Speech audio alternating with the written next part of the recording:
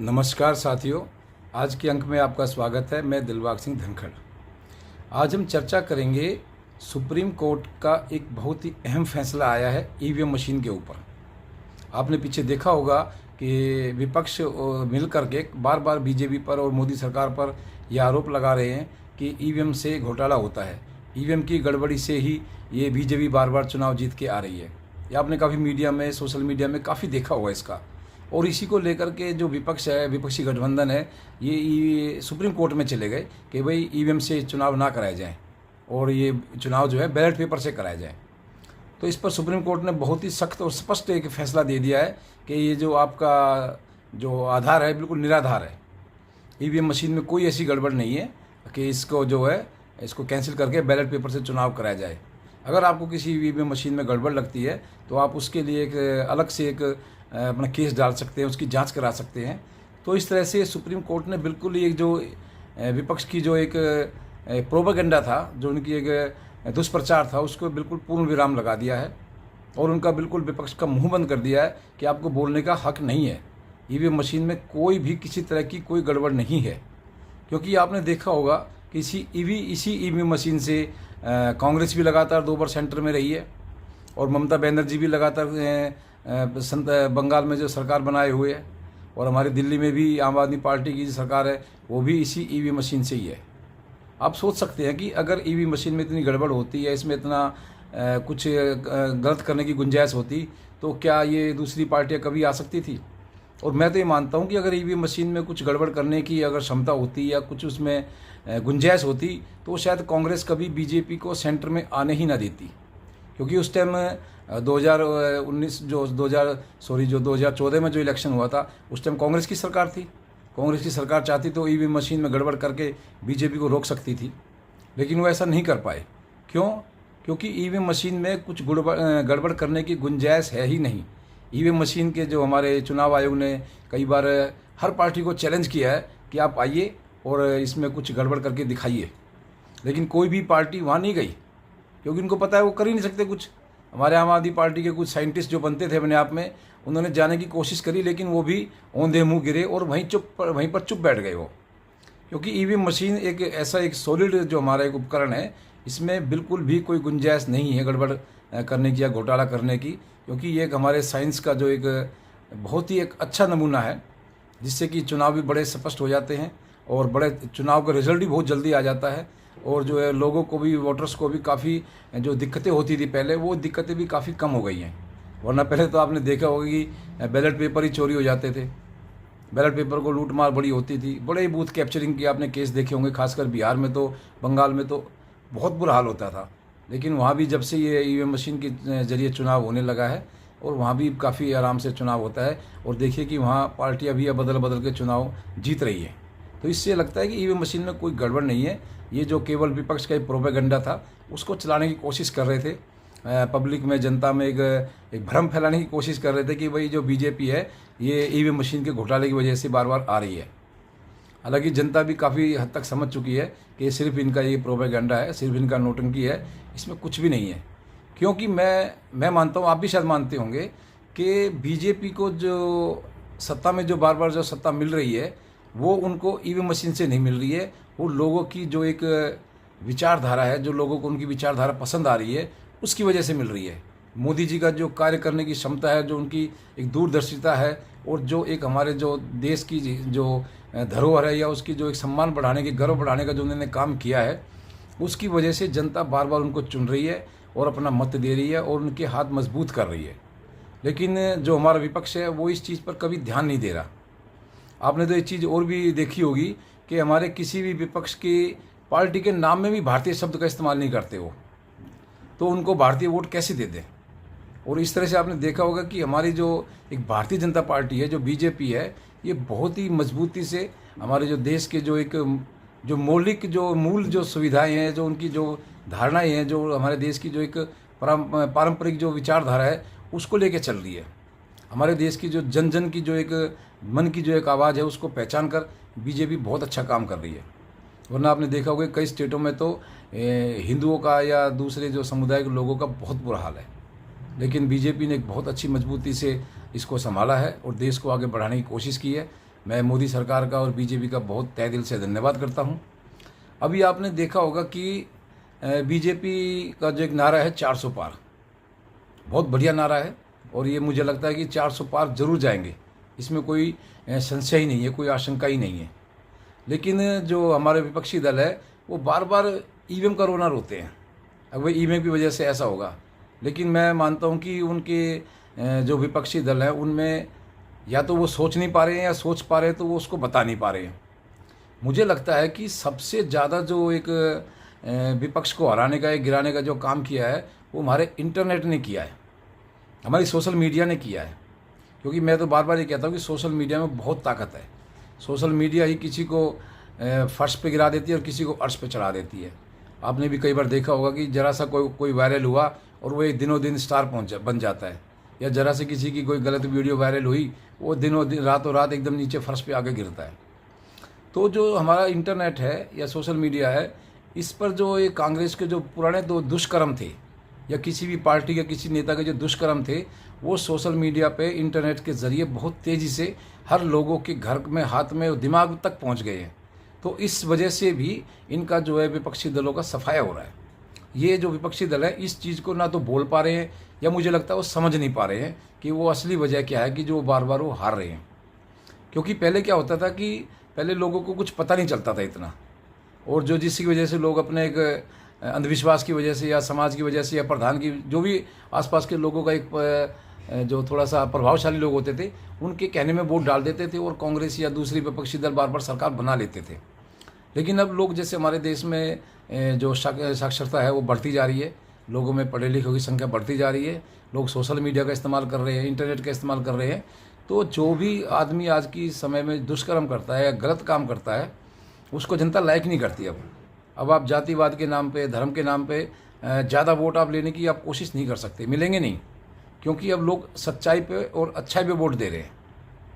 ये हमारे देश का लोकतंत्र की एक बहुत बड़ी अच्छाई है कि जो हमारे जो युवा है खासकर वो पढ़ाई की वजह से और अपने आगे बढ़ रहे हैं और एक अच्छी सरकार को चुन भी रहे हैं, जिससे कि उनका भविष्य भी सेफ है और सिक्योर है।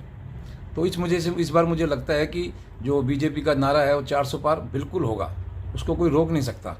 और अभी मोदी जी ने एक चीज़ और बोली है कि भाई जो इसमें है अगले जो टर्म हमारा तीसरा टर्म में 1 नेशन 1 इलेक्शन, ये भी वो जरूर करेंगे, यानी कि एक देश एक चुनाव, ये भी वो जरूर करेंगे। क्योंकि इससे भी आपने देखा हो कि हमारे देश में जो एक विकास की गति है रुक जाती है। हर साल कहीं ना कहीं इलेक्शन होते हैं, हर साल कहीं ना कहीं कुछ ना कुछ इलेक्शन की वजह से हमारे जो आचार संहिता लग जाती है, जिससे हमारे विकास के कार्य पर बड़ा फर्क पड़ता है। मॉडल कोड ऑफ कंडक्ट की वजह से हमारे जो विकास के कार्य रुक जाते हैं, इससे भी काफ़ी देश की एक जो विकास की गति पर बहुत फर्क पड़ता है। और बार बार इलेक्शन कराने से खर्चा भी बहुत होता है।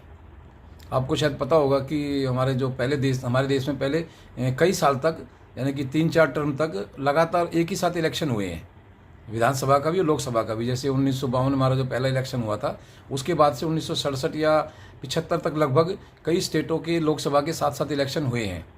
लेकिन बाद में जैसे बार बार सरकार गिरती गई, उससे ये हमारा जो सिस्टम था, समीकरण था, वो बिगड़ता चला गया। और आज ऐसा लगता है कि लोकसभा के इलेक्शन कभी किसी स्टेट में हो रहे हैं, और विधानसभा के किसी स्टेट में इलेक्शन हो रहा है, लोकसभा का कभी हो रहा है, और कई जगह लोकसभा का और विधानसभा का इलेक्शन भी साथ साथ हो जाता है। तो इससे देखने में ये आ रहा है कि हमारे देश में जो एक हमेशा हमारा जो तंत्र है, हमारी जो मशीनरी है, गवर्नमेंट मशीनरी, वो इलेक्शन मोड में रहती है, जिससे कि जो विकास के जो कार्य उन पर थोड़ा फर्क पड़ता है। ये चीज़ नहीं होनी चाहिए।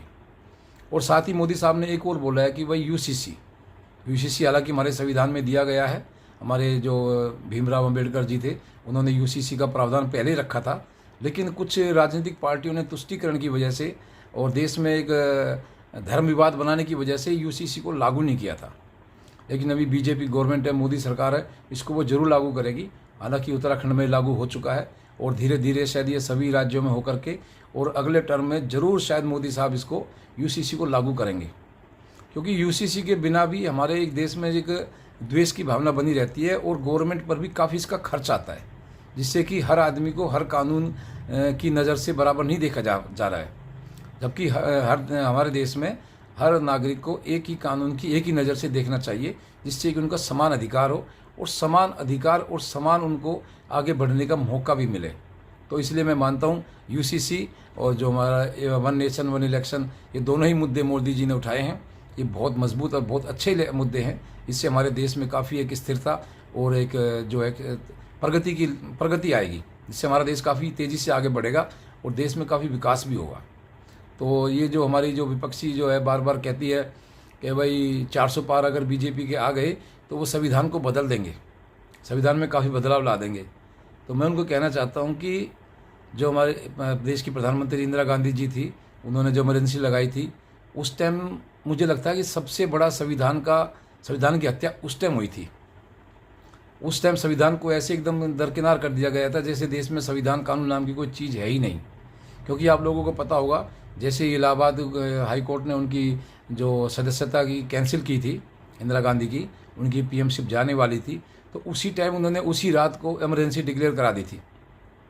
ना कोई हमारी संसद की मीटिंग थी, ना किसी कोई यानी कैबिनेट की मीटिंग थी, सिर्फ एक चिट्ठी दी और जो हमारे राष्ट्रपति थे उन्होंने उस पर साइन कर दिया और रात में अगले दिन इमरजेंसी लागू कर दी। तो इससे बड़ी हमारे संविधान की हत्या, हमारे लोकतंत्र की हत्या हमारे देश में आज तक कभी कोई ऐसा उदाहरण आपको देखने को नहीं मिलेगा।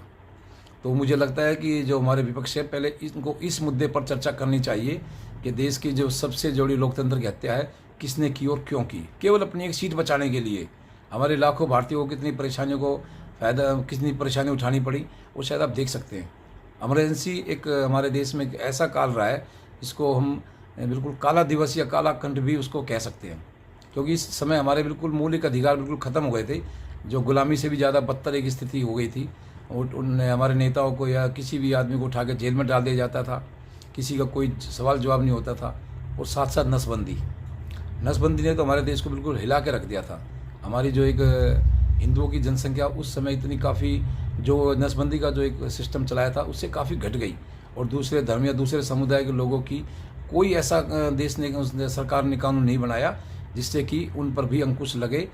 तो इस तरह आपने देखा होगा कि ये जो कांग्रेस की तुष्टीकरण की नीति है, ये हमेशा चलती रही है।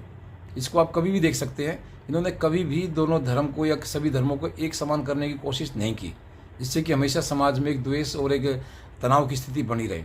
लेकिन मुझे लगता है मोदी जी जो यूसीसी लेके आ रहे हैं, इससे हमारे देश में एक बहुत ही एक सद्भावना और सम्मान और आपसी की एक भाईचारे की जो एक पहल होगी, वो एक अच्छा मिशन होगा, एक अच्छी कोशिश होगी। तो इस तरह से मुझे लगता है कि जो मोदी जी ने जो ये अभी हमारे जो देश में जो 400 पार का जो नारा दिया है, बिल्कुल सही है और वो जीतेंगे और जो देश की जो प्रगति को और आगे बढ़ाएंगे। और आज के इस वीडियो में मैं आपसे यही कहता हूँ, बताना चाहता था कि जो हमारे देश की क्या स्थिति बनी हुई है। अभी ये घटनाक्रम और तेज़ी से चेंज हुआ है। दिल्ली में भी आपने देखा होगा कि हमारे जो कांग्रेस के अध्यक्ष थे लवली जी, उन्होंने इस्तीफ़ा दे दिया, कल उन्होंने इस्तीफ़ा दे दिया है। तो इससे भी आप देखिए कि कांग्रेस की अब दिल्ली में क्या स्थिति रह जाएगी। यानी कि बिल्कुल इलेक्शन के टाइम पे उनका अध्यक्ष इस्तीफ़ा दे दे, पार्टी में आपस में तनाव की वजह से। और उन्होंने भी कारण क्या बताया है? उन्होंने भी कारण ये बताया कि बेमेल गठबंधन हुआ है। हमारी जो दिल्ली प्रदेश है, कांग्रेस की दिल्ली प्रदेश है, वो आम आदमी पार्टी के साथ गठबंधन नहीं चाहती थी, लेकिन ऊपरी दबाव की वजह से उन्होंने गठबंधन कर लिया। हालांकि मुझे लगता है कि ये गठबंधन दिल्ली में जरूर टूट जाएगा। दिल्ली में मुझे लगता है कि 101% ये गठबंधन टूटेगा और शायद हो सकता है दोबारा से कांग्रेस अपने कैंडिडेट दोबारा से डिक्लेयर करे। हो सकता है कांग्रेस को भी, आम आदमी पार्टी को भी अपने कैंडिडेट, 1-2 कैंडिडेट चेंज कर सकते हैं, क्योंकि जाति समीकरण के हिसाब से जब कोई दूसरे कैंडिडेट उतारेंगे आपस में, तो मुझे लगता है कि ये हमारे देश जो दिल्ली के चुनाव की एक स्थिति अलग ही होगी। तो इस तरह से लगता है, देखिए आपस की जो फूट है, इससे भी मोदी जी को 400 से पार जाने से कोई रोक नहीं सकता। अब आपस में ही इन गठबंधनों का जो बेमेल जो गठबंधन हुए हैं, इनका कोई मेल नहीं है। और ये कैसे बीजेपी को रोक पाएंगे, कैसे मोदी जी को रोक पाएंगे? क्योंकि इन पर ना कोई चेहरा है, ना कोई चरित्र है, और ना इनके पास कोई आगे की कोई भी योजना है। तो मुझे लगता है कि जो हमारे जो मोदी जी हैं, ये तीसरी बार जो बिल्कुल पक्का आएंगे, इनको कोई रोक नहीं सकता है। और आज की वीडियो में बस इतना ही। आप इस वीडियो को देखिए, सब्सक्राइब कीजिए, लाइक कीजिए, शेयर कीजिए। आपका बहुत बहुत धन्यवाद।